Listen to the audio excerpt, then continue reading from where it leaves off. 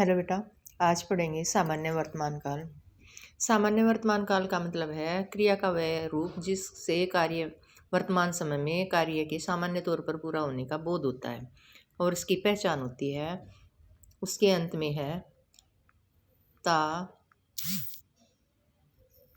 ते और ती आएंगे। ता, ते, ती, ये सामान्य वर्तमान काल की पहचान होती है। जैसे लड़की गाना गाती है, लड़का ब्रश करता है, चित्रा पिताजी सुबह व्यायाम करते हैं, मैं पत्र लिखता हूँ। ये अंत में वाक्य में क्या है? ता है, ते है, ती है, ये आते हैं। उसके बाद है अपूर्ण वर्तमान काल। अपूर्ण वर्तमान काल का मतलब है जब कार्य पूरा नहीं हुआ हो और इसके अंत में आते हैं रहा है, रहे हैं, ये इसकी पहचान होती है। जैसे छत पर कपड़े सूख रहे हैं, बल्लेबाजी कर रहा है, सड़क पर दौड़ रही है, पत्र लिख रही है, खाना खा रहा है। वाक्य के अंत में क्या आया? रहा है, रहे हैं, रही है। उसके बाद है संदिग्ध वर्तमान काल। संदिग्ध वर्तमान काल का मतलब है जब वर्तमान काल में उस काम के होने का संदेह हो।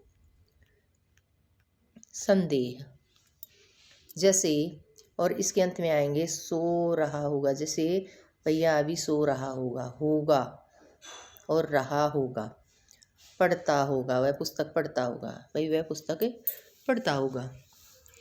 वर्तमान संदिग्ध वर्तमान काल। जाता होगा, पावन विद्यालय जाता होगा, माँ जी खाना बना रही होंगी। तो अंत में क्या आएगा? वाक्य के अंत में रहा होगा, रही होगी या खाता होगा, खाती होगी, ये इसके अंत में आएंगे। एक बार फिर सुने। सामान्य वर्तमान काल में ता, ते, ती। अपूर्ण वर्तमान काल में रहा है, रही है, रही है। और संदिग्ध वर्तमान काल में आएगा रहा होगा, ता होगा, रहे होंगे, ये। उसके बाद है बेटा भविष्यत काल। भविष्यत काल का मतलब है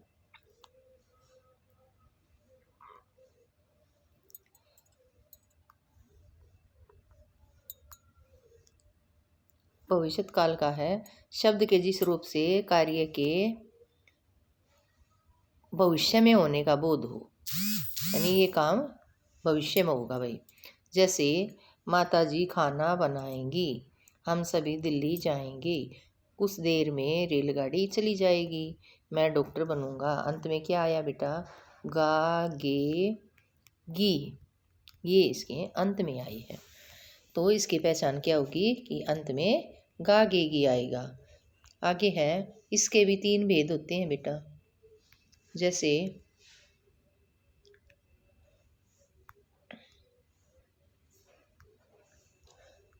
सामान्य भविष्यत काल, संभाव्य भविष्यत काल और हेतु मध्य भविष्यत काल। यहाँ पर देखें, सामान्य भविष्यत काल, संभाव्य भविष्यत काल और हेतु मध्य काल। आज पढ़ेंगे सामान्य भविष्यत काल। यानी किसी कार्य के जिस रूप से कार्य का सामान्य तौर पर भविष्यत काल में होने का बोध हो और अंत में आएगा बेटा गा, गे, गी। अंत में क्या आएगा? गा, गे, गी। जैसे खिलाड़ी कल अवश्य अभ्यास करेंगे भाई, घर में मिठाई आएगी, मैं कविता लिखूंगा, खरगोश दौड़ जीतेगा। अब इसमें क्या आया भाई? नॉर्मली लिखूंगा, जीतूंगा, जीतेगा, झूलेंगे, ये।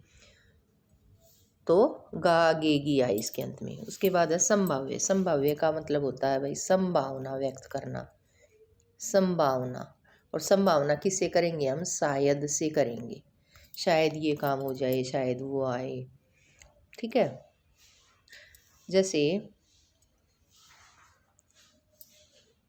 शायद शाम तक मुझे कोई बस मिल जाए, शायद बारिश हो जाए, संभव है कल परिणाम आ जाएगा, शायद हम परसों दिल्ली चली जाएंगे, शायद कल स्कूल खुल जाए, ये हो जाए, शायद, और ये काम हो जाए, ये इसकी पहचान होती है संभाव्य भविष्यत काल की।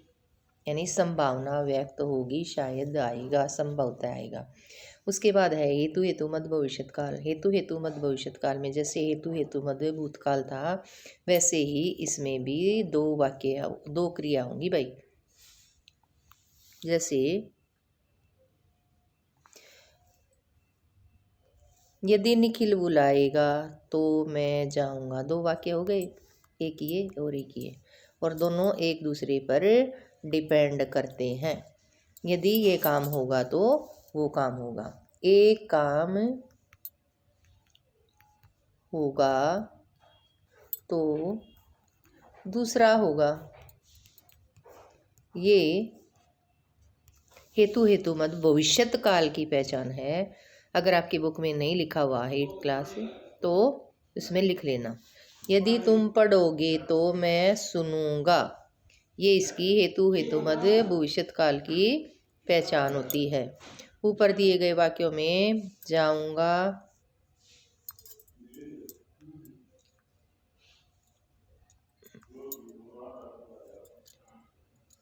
जाऊंगा, सुनूंगा, जाओगे, ये संभाव्य भविष्यत काल की पहचान होती है। पढ़ोगे एक ये क्रिया है और एक ये क्रिया है, ये दोनों हेतु हेतु मद भविष्यत काल की क्रियाएं हैं।